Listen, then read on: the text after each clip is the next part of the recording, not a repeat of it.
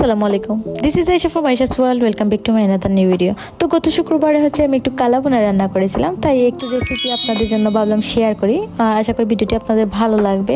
তো কালাবোনা রান্না করার জন্য মাংসটাকে ভালোভাবে ধুয়ে তাতে টক দই, পেঁয়াজ বেরেস্তা, জিঞ্জার পেস্ট, গার্লিক পেস্ট, মরিচ গুঁড়া, তারপরে ধনিয়া গুঁড়া, জিরা গুঁড়া, লবণ, তারপর কিছু পরিমাণ গরম মশলার মধ্যে আমি দিব তেজপাতা, দারুচিনি, এলাচ এবং লবঙ্গ, আর সরিষার তেল দিব।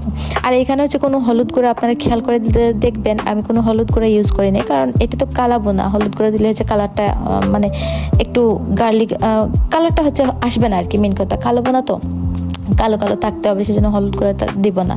তারপর আমি ঢেকে রান্না করব। আর এইটাতে না কোনো পানি এড করা হয় না, জাস্ট তেল এবং ওই যে মাংসের যে পানিটুকু থাকে সেটুকু দিয়ে রান্না হতে হবে। এবং এটা রান্না করার সময় আগুনের ফ্লেমটা প্রথমে একটু মাঝারি থেকে একটু হাই ফ্লেমে রাখতে হবে, যাতে মাংসটা সিদ্ধ হয়ে যায় এবং মাংস থেকে যথেষ্ট পরিমাণে পানি বের হতে পারে সেজন্য। তো আর এইটা একটু পরপর নেড়ে চেড়ে রান্না করতে হবে, যেহেতু কোনো পানি এড করা নাই সেহেতু একটু পরপর বা তলানিতে লেগে যেতে পারে, সেজন্য একটু পরপর নেড়ে ছেড়ে দিয়ে রান্না করতে হবে।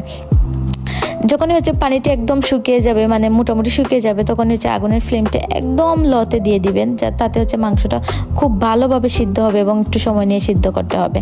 তারপরে সিদ্ধ হয়ে গেলে তাড়কা দেওয়ার ব্যাপারটা, আমি আরেকটা প্যানে কিছু পরিমাণ পেঁয়াজ আর একটু সরিষার তেলের মধ্যে অবশ্যই, আর কিছু লাল মরিচ দিয়ে একটু বাগার দিয়ে তারপর মাংসটা ঢেলে দিব ভালো করে।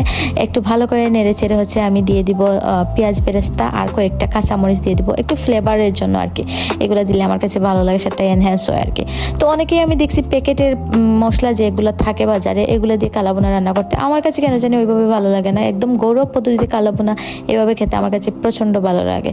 তো একটু নাড়াচাড়া করার পরে তৈরি হয়ে গেল আপনার মজাদার কালাবোনা। আর এটা না সাদা ভাত দিয়ে খেতে বেশি ভালো লাগে। আমরা পোলাও দিয়ে খেয়েছিলাম, ততটা ভালো লাগেনি, জমে নেই আর কি। আমার কাছে সাদা ভাত দিয়ে পরে সাদা ভাত দিয়ে খেয়েছিলাম, এটা একদম দুর্দান্ত লেগেছিল সাদা ভাত দিয়ে। আর এতটুকু ছিল আজকের ভিডিওটি। সবাই ভালো থাকবেন, পাশে থাকবেন। Thank you.